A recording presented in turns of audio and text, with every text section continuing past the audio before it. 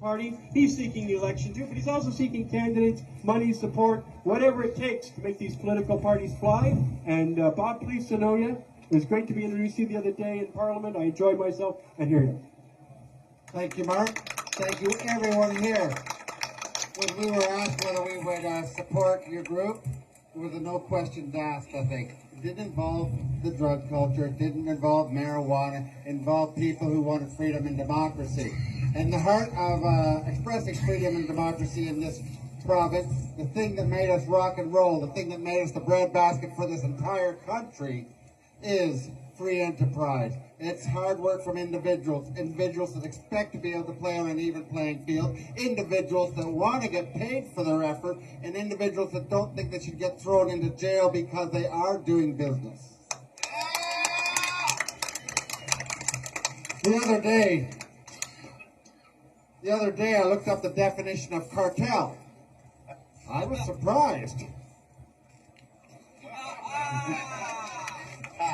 A cartel is a group of formerly independent producers whose goal is to increase their collective profits by means of price fixing, limiting supply, or other restrictive practices. Cartels typically control selling prices, but some are organized to control the prices of purchased inputs.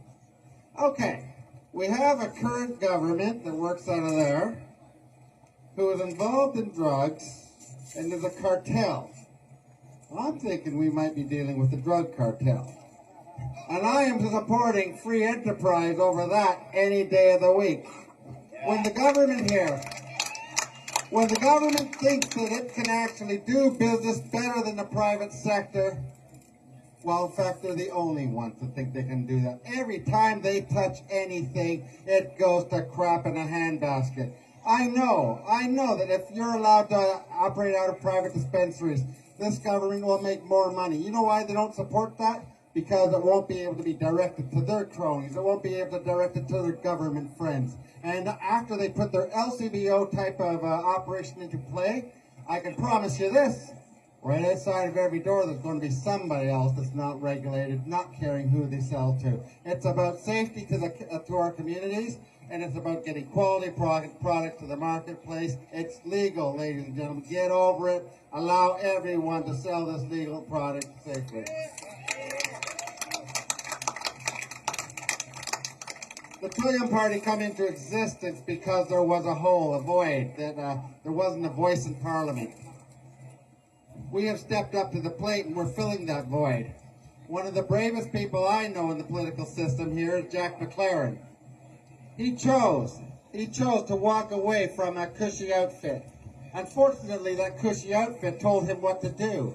Unfortunately, that cushy outfit told him to vote for things that he didn't believe in. And gladly for us, that guy, Jack McLaren, decided that he's going to support the people in his riding, the people that put him in place. 100,000 individuals he's representing, and he has the courage to stand at the front of that parade and say, that's the voice I'm going to represent. So a big hand for Jack McLaren, folks, the bravest guy in provincial parliament. You know, there's a reason the cameras are facing this way. It's not because of me, it's not because of Mark Emery. Why is that building the backdrop? That building's the backdrop because it has history. Every time I go into Queen's Park, I look at awe at the history that's in there. Look at the statues around us. Mr. King over there, Mackenzie King over there, George Brown over there, Whitney over here. You know what I can tell you? There's not a person in that legislature right now that's going to have a statue out here in the lawn in the next every 5 years. It's time that we made politicians, it's time that we made people that want to have a statue out front here because the people revered them for making good decisions that move this province forward, that make good decisions for the families and people of this province.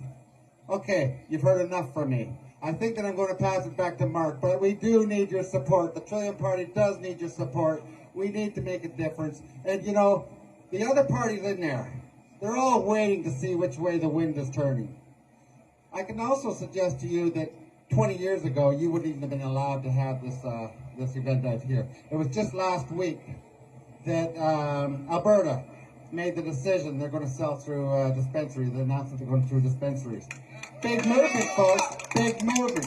Also, the CFIB, Canadian Federated Independent of Business, publicly announced that the private sector can sell this better than the government. That hurt them hard. They're having a tough time right now standing against it. Have more of these meetings. Call more people. I heard earlier that 9 out of 10 young people know somebody that was affected by the raids that you've been subjected to. Where are they today? Get out there, 9 out of 10 young people. Vote for somebody that backs you. We're leading the charge right now on trying to adjust the wind. I suspect that once you guys get momentum, once we help lead the charge of adjusting the winds, when the sails are being pulled in for the next election, then then the big boys are going to say, we better get on there and support this. Okay, it looks like they might win. Okay, and then they're going to all line up. And I urge you to support the Trillium Party, the leaders who help bring this around. You'll do as you will. Check out the facts. Support brave individuals who want to have a statue on this yard in the next 100 years. Thank you so much. Thanks, Bob Yaciuk of the Trillium Party.